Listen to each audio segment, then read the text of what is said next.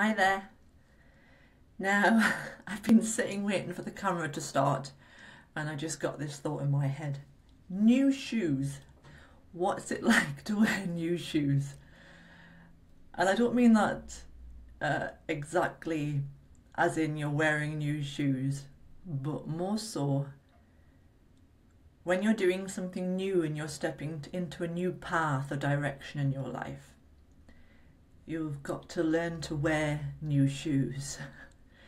And it's also like diving into a big ocean when you've been in a tiny little pond for a long time.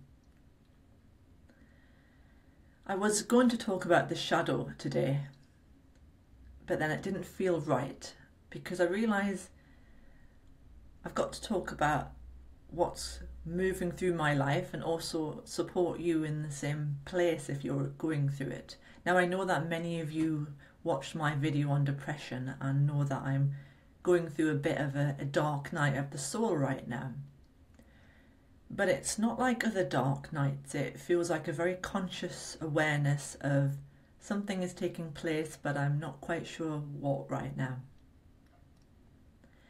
So the new shoes analogy really came to my mind because I posted in one of my groups, I think it was this morning actually, I got a bit of a headache today, and I realised that life at the moment is very strange.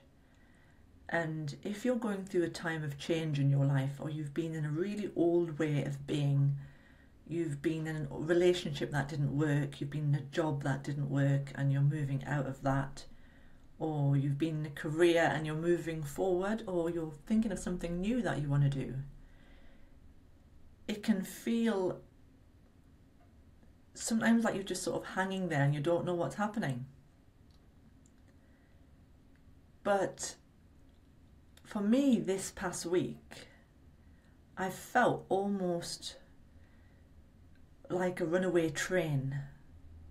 Like something is driving me forward even though I don't know where to.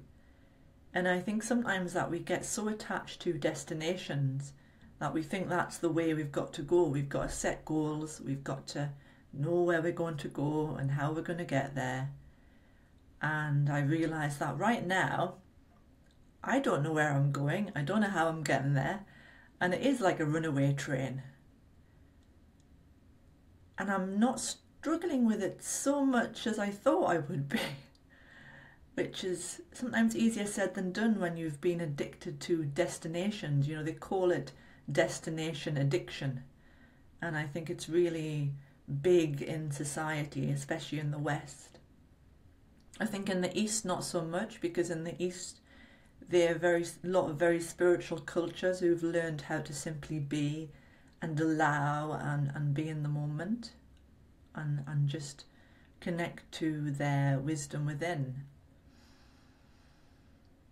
So if you're watching and you're stepping onto a new path and you're wondering why everything's not perfect and you're wishing that what you were doing was polished and bright and coming together well, and you maybe compare yourself with others who are doing something similar. And I think I've said this before, we tend to compare ourselves with other people's highlight reels in life.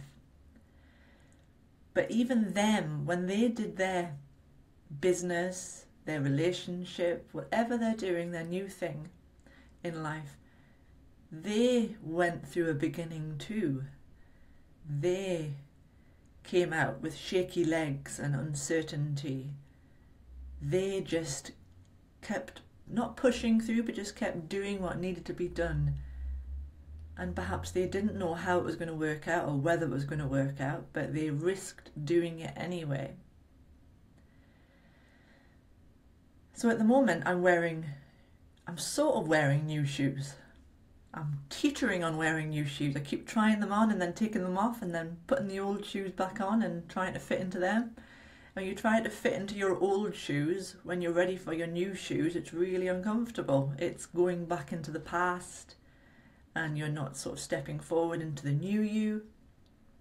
So I encourage you that if you're scared of the new and change right now, just keep trying on those new shoes, because the new shoes are still waiting for you. That big ocean is still waiting for you. And I came across a piece of poetry today on Facebook which really felt relevant for me right now, and it may feel relevant to you too. It's by a spiritual teacher called Jeff Foster, and it's called The Buddha Dancing Inside. There is a part of you that struggles today. Don't struggle against it. It is only struggling for love. Instead, turn towards this inner struggle. Get curious. Where do you feel the struggle in your body? Breathe into the struggle. Oxygenate it. Drench it with warm attention. When you struggle against your struggle, you split yourself in two, adding unnecessary suffering. In the name of the end of struggle, you go to war. In the name of peace, you commit inner acts of violence. Instead, make room for the struggling one today. They are precious, worthy of great love. Today, end the struggle with struggle. Let the struggle know that it is sacred. And I thought that was really beautiful, because it's very much what I think about emotions and challenges that we go through in life. But it's like when we're going into a new path or a new direction, or we're leaving an old way, there is a bit of a struggle going on. There is a struggle with who we used to be, and there's a struggle with who we are yet to be, and we don't know who that person is yet. And in the middle is this shaky, vulnerable self, and it's okay to feel vulnerable during this time. During all new, we all feel this way. It's natural. And it's okay if you don't want to try on your new shoes. And it's okay if you go back to your old shoes and you struggle with old and new. Because it's all part of the process of living and life and growing.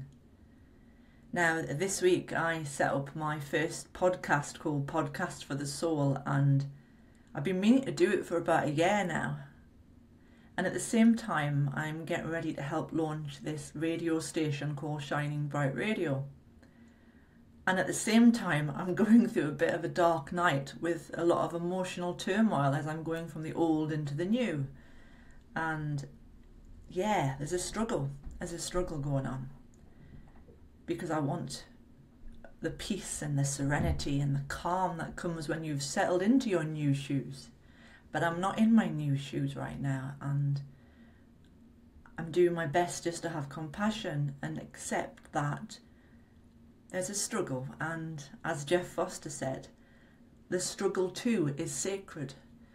We can't just, have the joy and the happy and the peace without the struggle, because that's how even nature grows in the same way. It struggles through the soil to reach the sky and the sun and all the nutrition that comes from that.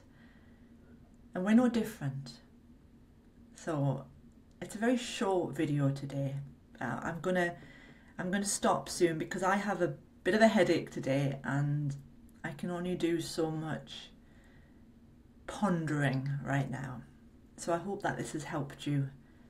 Embrace your struggle as sacred, and see that the new you is just taking form and shape, and it's okay that you feel vulnerable, that you feel a sense of fear, that you feel a sense of ungroundedness because you're not grounded in the new yet. At the moment you're integrating, this new energy is coming in, but the old is still leaving. So be very caring to yourself and very compassionate. And I'll see you all again on Monday at 10 a.m. London time. Thank you. Bye.